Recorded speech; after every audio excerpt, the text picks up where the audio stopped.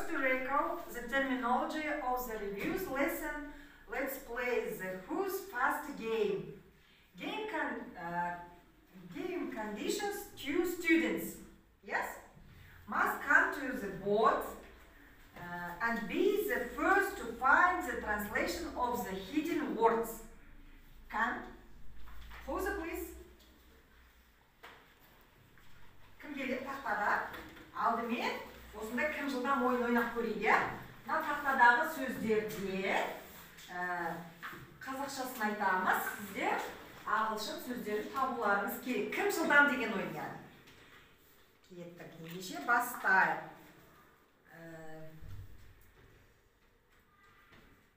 Өрнек. Expression. Дұрыс. Елдос, жылдамдатыңыз, иә? Қатынас. Relation. Келесі. Анықталмаған. Undefined. That's all right.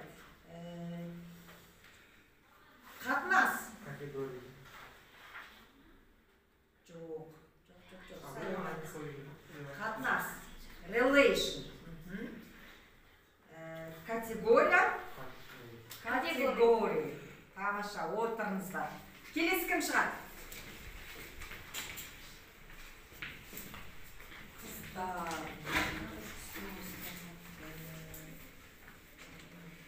Ал, дайынбыз ба? Are you ready?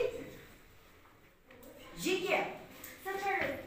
Separate. Тамаша. Кезең-кезеңімен. Step by step. Тамаша.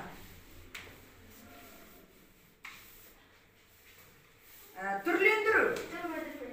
To modify. Тамаша. Енгізу. To enter. Тамаша. Отырыңыздар. Келесі кім шығады? Мирас, Ленор. Еттік. Шешу. To resolve, yeah? Орнына. Instead. Курсив қалай болады? Италик. Және типші. Түрі. Type, я? Тамаша, отырыңыздар. Рахмет. Енді жаңа тақырыбымызға көшейік.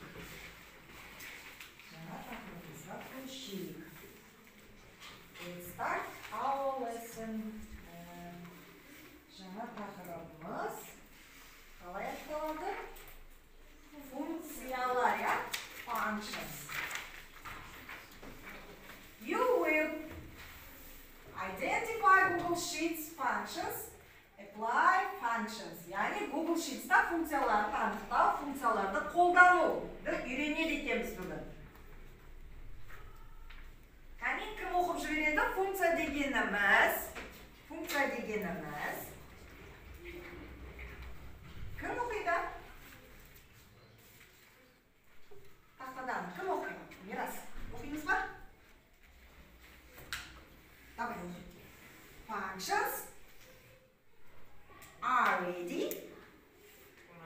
Stand up, please. Оқи қой. Function Are ready. Made.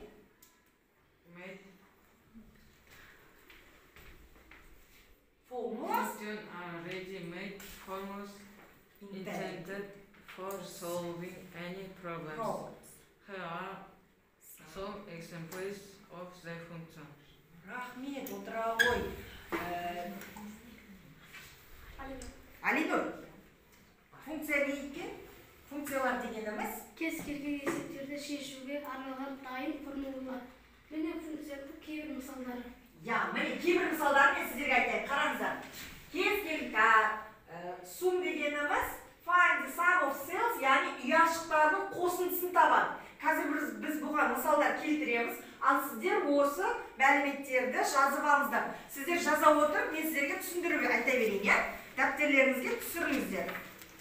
Функция және олардың сипаттамалары. Кейбір функциялармен бүгін танысамыз, және оларды қолданып, компьютерде орындап көреміз.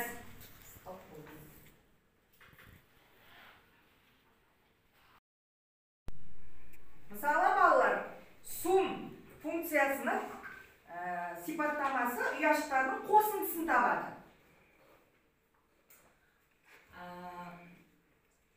Average finds the mean of a cell. Яғни, орысшада ол сырзынач деп тұрады, ал түсіндірмесінде ұяшықтың орташа мәнін табады. Қазір оның бәріне мысалдар келтіреміз. Count calculates the number of numeric values in a range of cells. Ол ұяшықтар диапазондағы сандық мәндер санын есептейді екен. Тағы да бір функциямыз бар. Ең үлкен санды табады, яғни max, find the largest number. Сосын минималды табу, ең кіші санды табады. Функция ол find the smallest number дейді. Жазып болса, тақтаға кезек-кезек шығып, мен дайындап қойдым сіздер үшін. Excel'де мына тапсырманы орындап көрейік. My wallet. Яғни мені, не? Алге? My wallet. Менің аккаунт. Мені? Амияным. Амияным, яғни біз қанша қаражат жұмсағанымызды көреміз. Мынау кестеде қараңыздар. Неге жұмсаған қаражатты минус болады, ал қалған ақшасы, бар ақшасы ол плюс болып тұрады екен. Түсінікті, Енді қараңдар, ол қай күндері қанша ақша жұмсағаны көріліп тұр мұнда. Неге жұмсаған? Яғни 1000 теңгесі болды, 200 теңгеге не алды? Сникерс, 150 теңгеге Pepsi, сосын 80 теңгеге Bus Tickets. Не ол? Bus Tickets? Билет. Автобусқа билет. Bus Tickets. Автобусқа билет. 80 теңге кетті. Crips. Чипсы. Тамаша. Тағы да 80 теңге жолға кетті. Одан кейін оған 1000 теңге түсті, 3000 теңге түсті. 250 теңгесін тағы да сникерске жұмсады, пепсиге жұмсады, сонымен не алды ең соңында? Headphones. Не? Наушник, құлаққап, headphones. Осыны есептеп көрейік.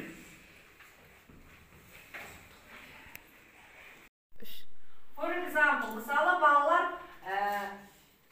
A1 ұяшығында 7, A2 ұяшығында 3, оның сумасын табу үшін біз мұнда функция жолына сум, яғни суммировать, A1 және A2 аралықты не істейміз? Қосындысын тауып бер дейміз, оны A3 ұяшығына жаз дейміз. Осылай бәріміз отырып, мұна практикалық жұмысты орындайық. Кәне бәріміз компьютерге отырайық. My wallet'ты сол жерде орындап көреміз. Отырмыз. Сонымен балалар, жазамыз, f(x)-тің қасына не деп жазамыз? S14 ұяшығына сум, яғни теңдік белгісі сум, жақшаның ішінде, ұяшықтан S3-тен бастап, S13. Тамаша, жасаймыз.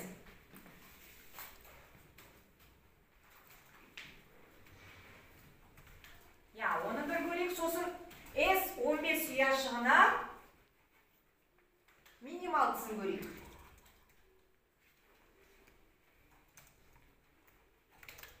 S15 ұяшығына осы қатардағы min, яғни қаттаға жазайық. Min, S3-те, S13-ке дейін. Осы аралықтағы минималды сумманы көрсетеді. Жасап көріңіздер, осы аралықтағы минималды сумманы. Ал ең жоғарғы максималды сумма максималды сумма S 3-ке S 13-ке дейін. Ең жоғарғы сумманы көрсетеді, я?